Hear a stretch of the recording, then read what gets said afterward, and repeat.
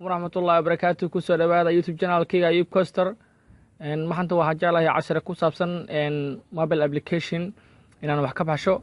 maanta waxaan idiin hayaa application aad iyo aad u muhiim ah oon aniga aan la yaabay markii aan arkay. applicationkan waxaa la REDBOX TV.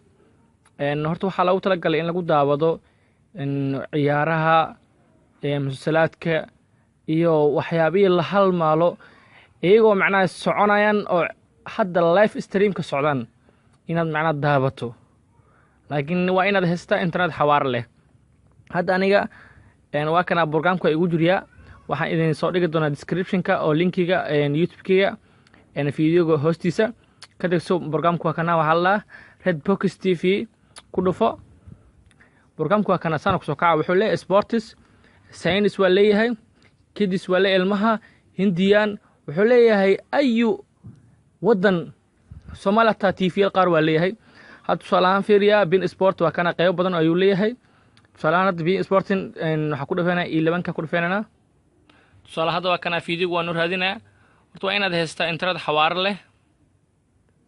haddii aadan haysan waaye hadda kana ciyaartan waxa waaye ciyaartii live stream ka hadda ay socotaa. hadda ka bacdi Premier League soo gali doonto waqti yar ka bacdi oo Watford iyo football club ay ku qorantaa mujida. ciyaartan waxay bilaabataa daqiiqooyin ka bacdi ay bilaabi doontaa.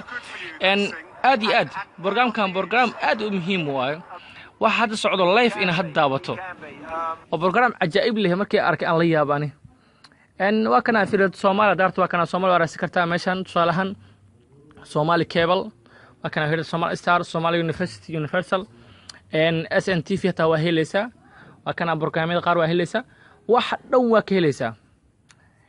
waa kana fiirad wuxuu leeyahay program fiirad Carabiga diyaarta waa kana day UK musalsalaadka qofkii rabto macnaha Hindiga taa waa kuwana kuwa badan aday ku caansan waxa kamid ah fiirad